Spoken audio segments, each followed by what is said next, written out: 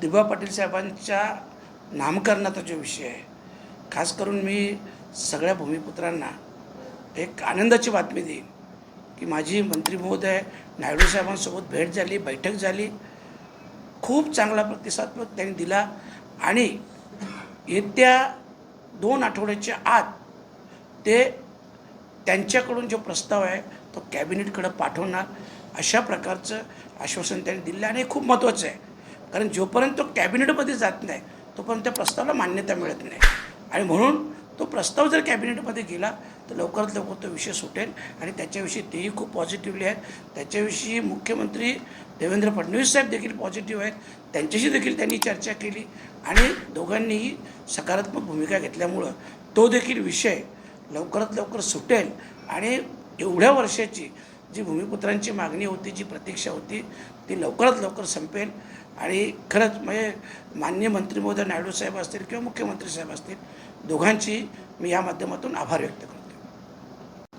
त्यावेळेस मंत्री महोदय अश्विनीजी वैष्णव साहेब यांनी देखील खूप चांगला प्रतिसाद दिला.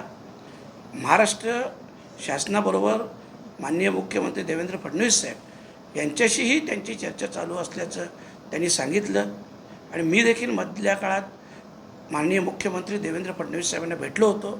त्यांनी देखील, कारण हा जो प्रोजेक्ट आहे मुरबाड रेल्वेचा, याचा खर्च हा महाराष्ट्र शासन अर्धा करणार आहे आणि अर्धा केंद्र सरकार करणार आहे. आणि म्हणून दोघांचीही मंजुरी येणे आवश्यक होतं. आणि आता हे अंतिम टप्प्यात आलेलं आहे. त्या दिवशी स्वतः अश्विनी वैष्णव साहेब बोलले की येत्या काही महिन्यातच, म्हणजे 3 ते 4 महिन्यात याच बजेटमध्ये या कामाला मान्यता मिळवून देईल अशा प्रकारचं त्यांनी मला आश्वस्त केलेलं आहे. आणि खास करून दुसरे विषय जे होते की भिवंडी रेल्वे स्टेशनवरून अनेक बाहेरच्या गाड्या जातात, परंतु त्या भिवंडी स्टेशनवर थांबत नाही जंक्शन असताना, हा देखील विषय घेतला आणि त्या विषयाला देखील त्यांनी मान्यता दिली. आणि मला वाटतं हा विषय पुढील महिन्यातच मार्गी लागेल, कारण त्याच्यातून काहीतरी 7 गाड्या आहेत. 7मधून 3 गाड्यांचं तर त्यांनी त्वरित माहिती घेतली आणि त्या 3 गाड्यांचा थांबा हा पुढच्या महिन्यापासून चालू होईल. बदलापूरचा विषय होता, जे 3 प्लॅटफॉर्म आहेत, 3 प्लॅटफॉर्मवर शौचालयाची सुविधा असायला हवी, पाणपोई असणे आवश्यक आहे.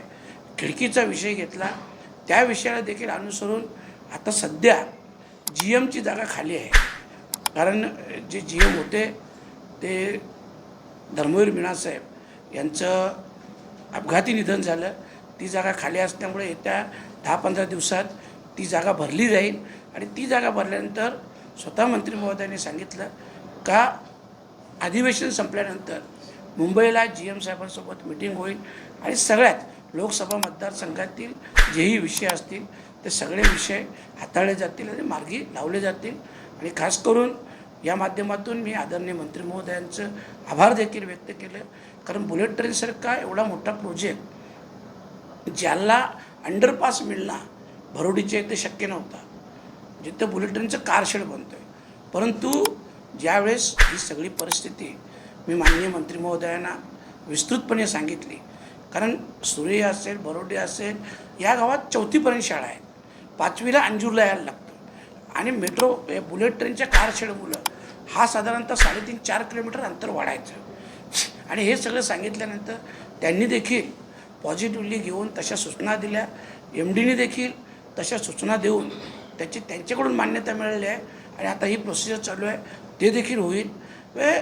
बऱ्याच गोष्टी, डोंगरालीचा एक अंडरपासचा विषय होता, तो मंजूर आहे, परंतु चालू करण्यासाठी मान्यता नव्हती.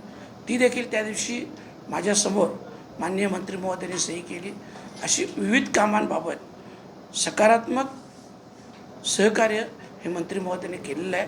आणि येत्या काही महिन्यात ही कामं मार्गी लागतील. मुरबाड रेल्वेसाठी 1400 कोटींचा खर्च अतिरिक्त येणार, त्याबद्दल काय आश्वासन केलं? नाही, अतिरिक्त खर्च तुम्हाला सांगितलं, आता पूर्ण खर्च पकडूनच हा सगळा विषय चालू आहे. आणि याच्यातून महाराष्ट्र सरकार आणि केंद्र सरकार हे दोघे 50-50% खर्च करणार. सर, अनेक दिवसांपासून दिबा पाटलांचा